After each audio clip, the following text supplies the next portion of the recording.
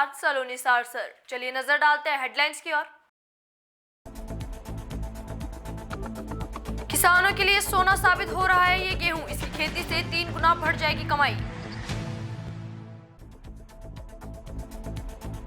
Corona ने तोड़ी माटी पुत्रों की कमर। कुम्हारों की अपील, मिट्टी के दीपक जलाकर बचाएं उनकी रोजी रोटी।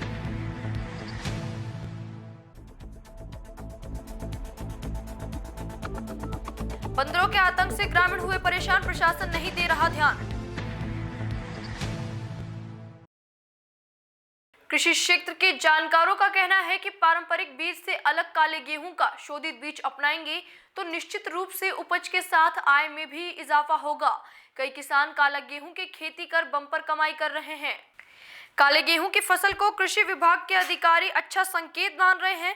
कृषि अधिकारी मानते हैं कि ये गेहूं डायबिटीज वाले लोगों के लिए बहुत ही फायदेमंद है। मौजूदा समय में उत्तर प्रदेश के कई जिलों में धीरे धीरे काला गेहूं की फसल की बुआई का रकबा बढ़ रहा है। कृषि वैज्ञानिकों का कहना है कि मौजूदा समय काला गेहूं खेती के लिए उपयुक्त है, क्योंकि इसकी खेती के लिए खेत में पर्याप्त नमी होनी चाहिए। किसान 30 नवंबर तक की इस गेहूं की बुआई आसानी से कर सकते हैं। अगर इसकी बुआई देर से की जाए तो फसल की पैदावार में कमी आ जाती है। जैसे जैसे बुआई में देरी होती है वैसे वैसे गेहूं की पैदावार में गिरावट आ जाती है।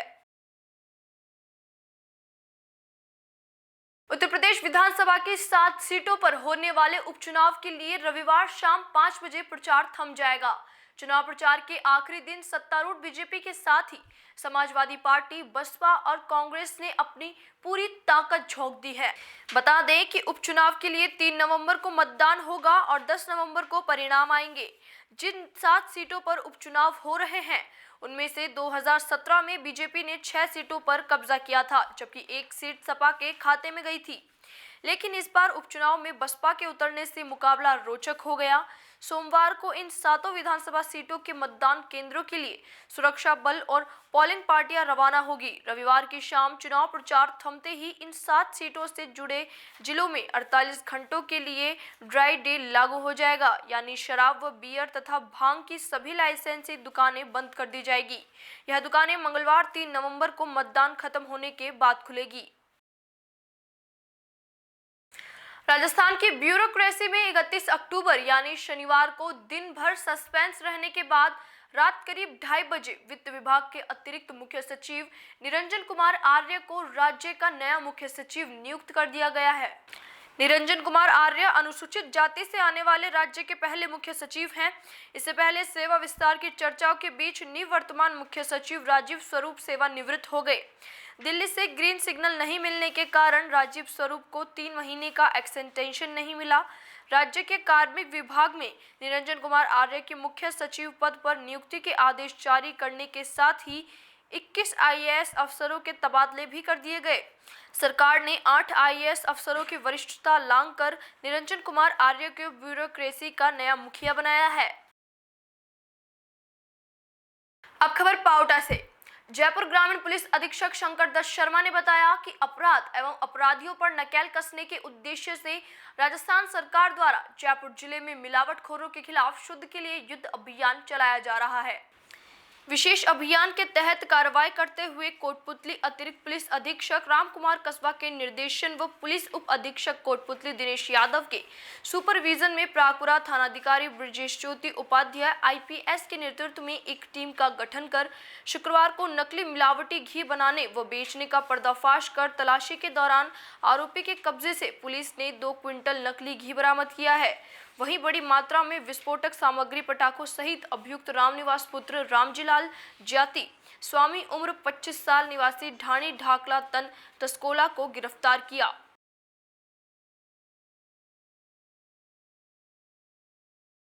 सर, आपके द्वारा एक ही जगह पे 2 कार्रवाई की गई हैं, जिसमें काफी मात्रा में विस्फोटक सामग्री पटाखे वगैरह और नकली घी पे रेड मार के उसको जब्त किया गया है, तो उसके बारे में आप क्या कहना चाहेंगे सर? देखिए, प्रदेश सरकार से भी और हमारे IG सर और SP सर की तरफ से भी एक शुद्ध के लिए युद्ध अभियान चल रहा है। तो क्या है कि हम उस पर बहुत ज़्यादा इसको बहुत इम्पोर्टेंस दे रहे हैं, क्योंकि जो मिलावटी सामान है वो लोगों के हेल्थ में काफ़ी नुकसान करते हैं और ये बहुत बड़ा क्राइम ऐसे दिखता नहीं। तो इसके लिए हम यहाँ पे हमें सूचना जब मिली कि एक जगह है जहाँ पे नकली घी वगैरह बन रहा है, तो हमें उस सूचना के मुताबिक गए और हमें काफी ज्यादा जब्त किया नकली घी का, मतलब 200 किलो के अराउंड, उससे ज्यादा ही हमने नकली घी के पैकेट जब्त किए। तो ये हमारी एक बड़ी कार्रवाई थी शुद्ध के लिए युद्ध अभियान की। और दूसरा, हमने पटाखों का देखा कि अनलाइसेंस पटाखे ढेर सारे पड़े हुए थे, करीब 2 लाख से ज्यादा के पटाखे। तो उसके लिए भी हमने थोड़ा सा सतर्क हो गए और उसके ऊपर भी कार्रवाई की हमने। तो एक दिन में हमारी 2 ऐसी कार्रवाई हुई जो कि समाज के लिए काफी अच्छी मैसेज जाएगा। सर, ये जैसे भी आपने जो कार्रवाई की, माल जब्त किया, तो ये कितने के करीब माल होगा? देखिए, घी, नकली घी का तो माल तो क्या ही, मार्केट प्राइस तो आपको पता है 250 रुपए है, तो और 200 किलो है तो करीब 50,000 के करीब पड़ेगा ये। लेकिन जो ये है आपका पटाखे वगैरह, पटाखे का मूल्य 2 लाख के ऊपर का ही है। 2 लाख। तो बात ये नहीं है कि कितने का सामान है जी। बात ये है कि हमने जिस चीज को रोका है ना, वो कितना नुकसान कर सकता था। उसकी ह्यूमन हेल्थ वैल्यू देखोगे ना तो बहुत ज्यादा है। छोटे बच्चे खा के कितने ज्यादा बीमार हो सकते हैं। तो बात केवल पैसे पे मत जाओ, ये एक प्रॉपर्टी ऑफेंस नहीं है, एक समाज के खिलाफ ऑफेंस है। तो इसलिए उस पर फोकस हमारा ज्यादा रहना चाहिए। जी सर। आपके द्वारा सर ये कार्रवाई की गई है पटाखों से भी, अभी जैसे कोविड-19 के मद्देनजर धुआं वगैरह फैलने से ऐसे कई रोगों के फैलने की संभावना है, तो ये आपके द्वारा बहुत ही अच्छी कार्रवाई की गई है। तो अभी आगे आपका क्या रहेगा कि आगे भी और ऐसी कार्रवाई जारी रहेंगी या क्या? बिल्कुल बिल्कुल, हम जो भी ऐसी इस इलाके में, इस थाना क्षेत्र में या इस सेक्टर में ऐसी कोई चीजें चल रही हैं जो समाज के लिए खतरनाक हैं या उनके खिलाफ हैं, ऐसी चीजें, उन पे हम रेगुलर कार्रवाई जारी रखेंगे। अब खबर पावटा से, जहां कोरोना वायरस की वजह से देश में लागू लॉकडाउन ने किसानों के साथ साथ कुम्हारों की भी कमर तोड़ रखी है। वहीं दीपावली का त्योहार बेहद करीब है। इसकी तैयारियों के लिए प्रजापति समाज ने मिट्टी के दीपक बनाने शुरू कर दिए हैं, लेकिन फिर भी उनके माथे पर शिकन साफ देखी जा सकती है, क्योंकि इन्हें डर है कि कहीं इनकी मेहनत बेकार न चली जाए। कहीं फिर से इस बार चाइनीज झालरों और दियों के सामने मिट्टी के दियों की बलि न चढ़ जाए। कहीं न कहीं रोजी रोटी की चिंता बरकरार है। कुम्हारों ने अपना दर्द साझा करते हुए कहा कि पावटा कस्बे के कुम्हारों का मोहल्ला, प्रागपुरा व आसपास के क्षेत्रों में रहने वाले अधिकांश परिवार दीपावली के त्योहार में कमाई की उम्मीद के साथ मिट्टी के दीपक बनाने का काम तेजी से कर रहे हैं। सामान्य दीपक से लेकर तमाम तरह के डिजाइनें बना रहे ये कुम्हार पूरे मनोयोग से इस काम में जुटे हुए हैं। पहले मिट्टी लाना, फिर उसे कूटना, छानना, पानी में गलाना और उसके बाद चाक पर रखकर मिट्टी के दिए बनाना। कई पीढ़ी से दीपक बना रहे लक्ष्मी नारायण कुमावत, मुरलीधर कुमावत, बनवारी लाल कुमावत ने इस बारे में बताया कि पहले मिट्टी फ्री मिलती थी, लेकिन अब खरीदनी पड़ती है। सामान्यतः मिट्टी खरीदकर दिए बनाने से कोई विशेष मुनाफा नहीं हो पाता, केवल त्योहारों पर ही मुनाफे की उम्मीद होती है। उस पर भी प्लास्टिक की चीज़ों और सामान ने ग्रहण लगा दिया है। उनका कहना है कि प्लास्टिक के चलन ने उनके पारंपरिक रोजगार को खत्म सा कर दिया है। प्लास्टिक पर रोक लगे तो बिकेंगे दिए। वहीं बिहारी, रामेश्वर, रामोतर, मनोज, प्रहलाद, बाबूलाल, माता दीन, रमेश, जयराम कुंभकार ने बताया कि इतने साल इस काम में देने के बाद हमारे पास कुछ और करने का विकल्प नहीं रहता। दीपक बनाने के लिए मिट्टी को खोदकर बहुत दूर से लाना पड़ता है। इसके बाद तैयार दीपक को पकाने के लिए लकड़ी की लागत भी काफ़ी बढ़ गई। वहीं चाइनीज और प्लास्टिक के आइटम ने हमारी बिक्री में सेंध लगा दी है। सरकार इन पर रोक लगाए तब हमारा सामान बिकेगा। इन सभी कुंभकारों की गुजारिश है कि प्रधानमंत्री की अपील को ध्यान में रखें और इस साल दीपक का त्योहार मिट्टी के दीपक जलाकर ही मनाएं, ताकि वे भी अपनी रोजी रोटी चलाकर त्योहार को मना सकें।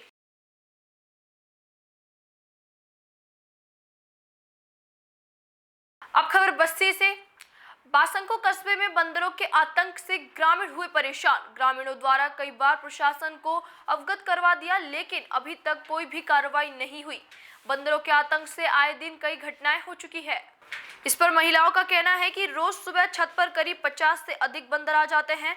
कभी रसोई से सामान उठा ले जाते हैं और कभी कपड़े फाड़ जाते हैं। जबकि चुनाव के समय तो बड़े बड़े नेता घोषणा कर जाते हैं, लेकिन फिर भी कोई कार्रवाई नहीं होती।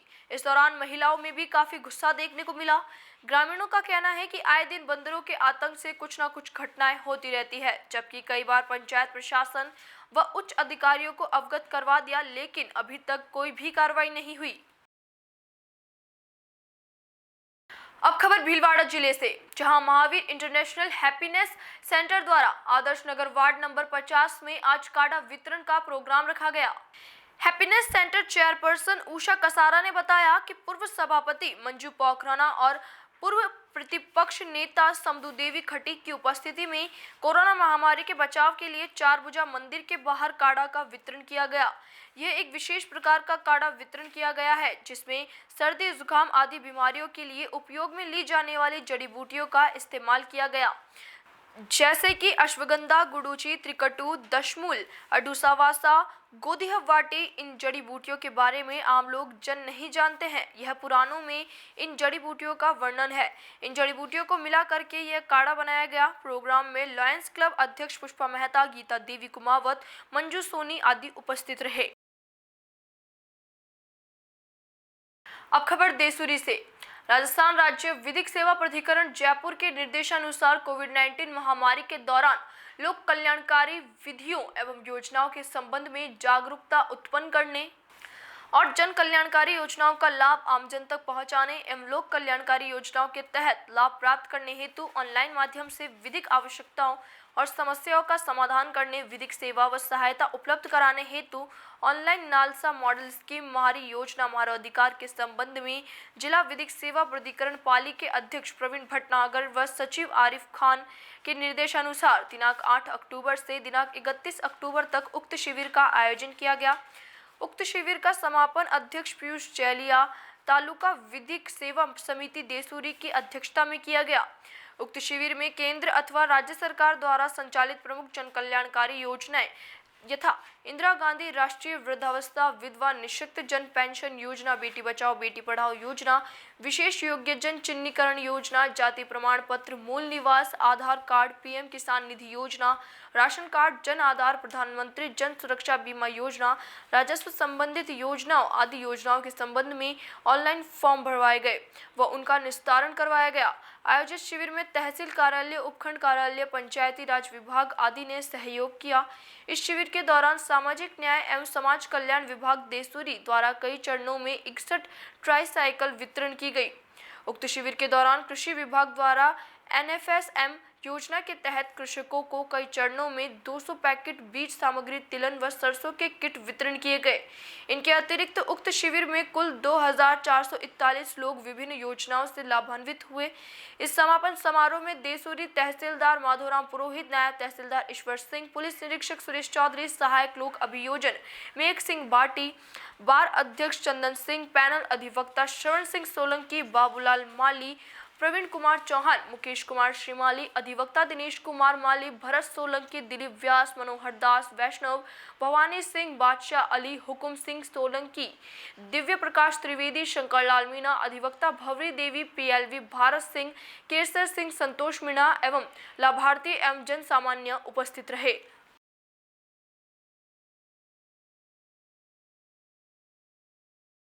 अब खबर जोधपुर जिले के तिवरी क्षेत्र से, जहां जोधपुर जिले के कृषि बहुल तिवरी इलाके में इन दिनों कपास की नई फसल की आवक है।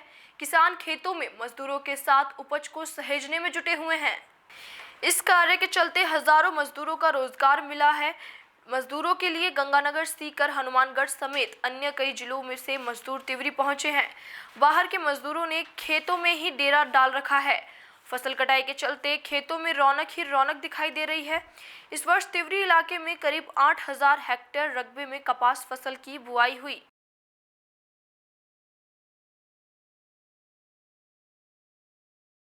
अब खबर चूरू जिले से, जहां तारानगर के निकटवर्ती ग्राम चंगोई से ओजरिया जाने वाले कच्चे रास्ते पर स्थित खेत में बीती रात अपने खेत में रखवाली कर रहे 25 वर्षीय युवक भवानी सिंह पुत्र प्रेम सिंह उम्र 25 साल की किसी अज्ञात ने हत्या कर दी।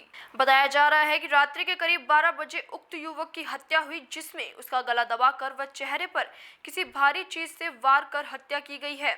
हत्या बहुत दर्दनाक रूप से की गई थी। मृतक का चेहरा पूरी तरह से लहूलुहान था। थानाधिकारी राधेश्याम थालोड़ ने मौके पर पहुंचकर जायजा लिया। मौके पर DYSP Rampratap Bishnoi dog squad FSL team के साथ पहुंचकर हत्यारे का पता लगाने की कोशिश में जुटे, तो वहीं मृतक की लाश तारानगर के राजकीय चिकित्सालय की मोर्चरी में रखवाया गया। 7 बजे चंगोई से जरिए फ़ोन सूचना मिली कि प्रेम सिंह राजवी का लड़का जो अपने खेत में रोपवाड़ी कर रहा था भवानी सिंह, जिसकी डेड बॉडी खेत में चारपाई पर पड़ी है, किसी अज्ञात व्यक्ति ने रात को उसका मर्डर कर दिया। इस पर मन ऐसा ही वह स्टाफ के मौके पर पहुंचा और उच्च अधिकारियों को इसके बारे में सूचना दी गई। तो प्रेम सिंह राजवी का लड़का भवानी सिंह चारपाई पर उसकी खेत में गुआर की फसल के पास बॉडी पड़ी थी, जिस पर उच्च अधिकारियों को अवगत कराया जाकर FSL और डॉग स्क्वाड को मौके पर बुलाया गया है।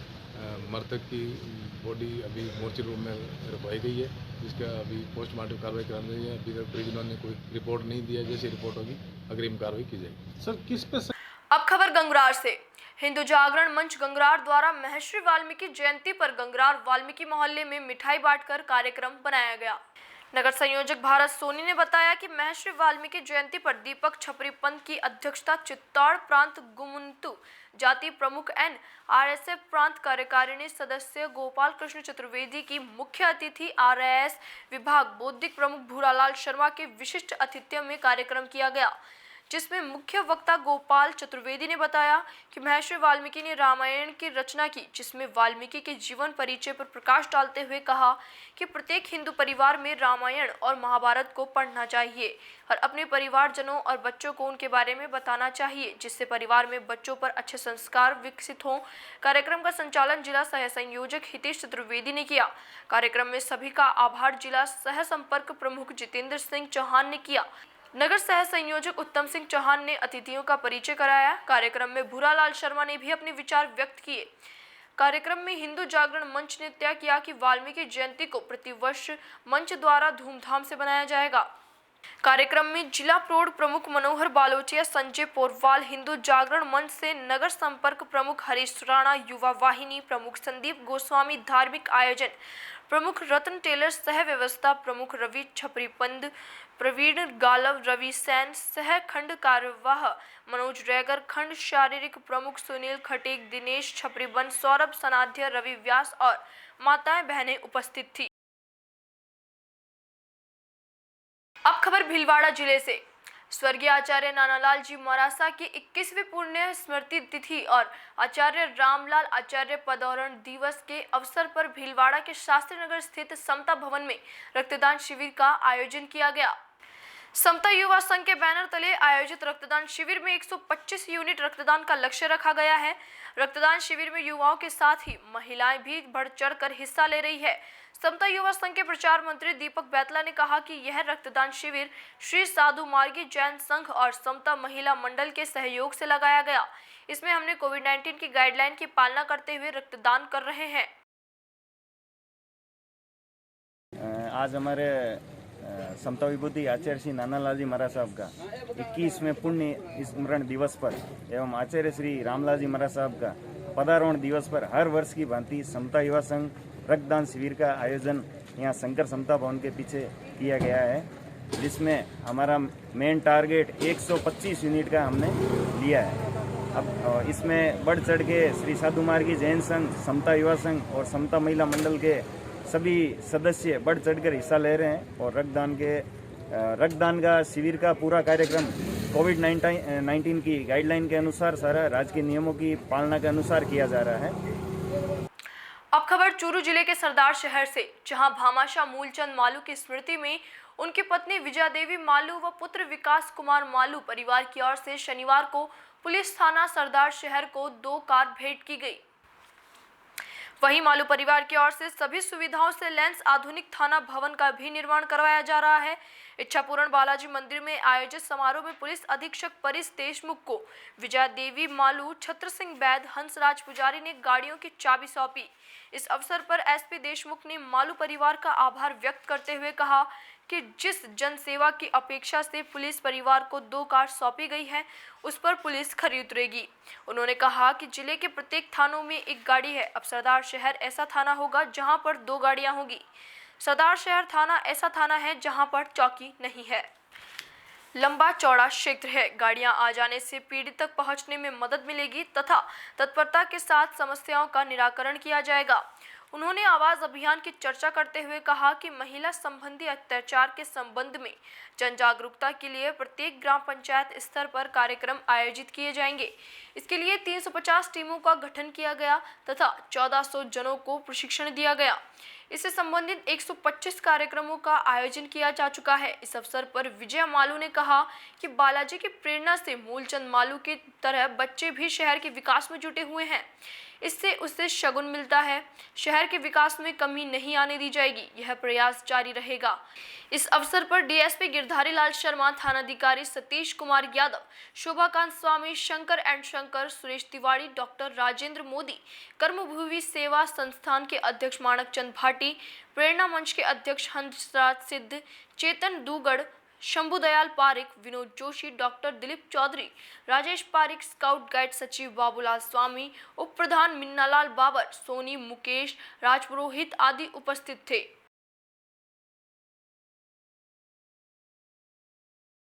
आज के इस पावन पर्व पर मालू परिवार ने जो घड़ियाँ जनसेवा की अपेक्षा से पुलिस परिवार को दी है, मैं यही समझता हूँ कि जिस अपेक्षा से, जिस विश्वास के साथ ये गाड़ियाँ दी हैं, हमारे कर्तव्यों से जो जनसेवा की अपेक्षा है वो इन गाड़ियों के माध्यम से हो। लोगों को जल्द से जल्द पुलिस सहायता, सरदार शहर लंबा चौड़ा कस्बा है, तो ऐसे गाड़ियों की व्यवस्था से लोगों को जल्द से जल्द उनकी समस्या में समाधान के लिए पुलिस पहुंच सके। इस माध्यम से ये कोशिश की। आमजन के लिए क्या? ये कोरोना संक्रमण को देखते हुए अभी विशेष ये है कि मास्क, सामाजिक दूरी और बार बार हाथ धोना, ये जो चीज़ें हैं ये ज़रूरी है, आवश्यक है और इसकी पालना सभी लोग करें।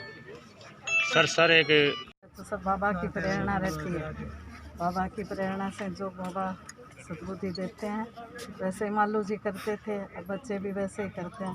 तो मेरे को इससे बहुत खुशी होती है कि बच्चे उसी राह पर चल रहे हैं। शहरवासी सभी स्नेह से रहते हैं, सभी मेरे से बच्चों से हैं, जैसे मालू जी से रखते थे अपेक्षा वैसे ही रखते हैं। जितने हो सकती है सभी के साथ मिलकर करने का। वहीं दूसरी ओर सरदार शहर में शरद पूर्णिमा पर शनिवार को हनुमान मंदिरों में श्रद्धालुओं का तांता लगा रहा। कोरोना के चलते मंदिरों में सरकारी गाइडलाइन की पालना की गई। ताल मैदान में स्थित दादू द्वारा हनुमान मंदिर में फूलों से श्रृंगार किया गया तथा शानदार सजावट की गई।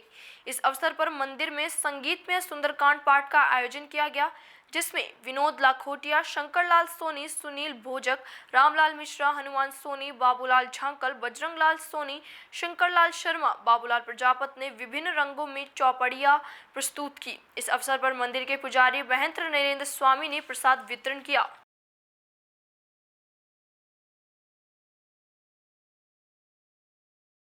फिलहाल के लिए स्टेट न्यूज बुलेटिन में सिर्फ इतना ही। आप देखते रहिए जीपीके न्यूज। नमस्कार।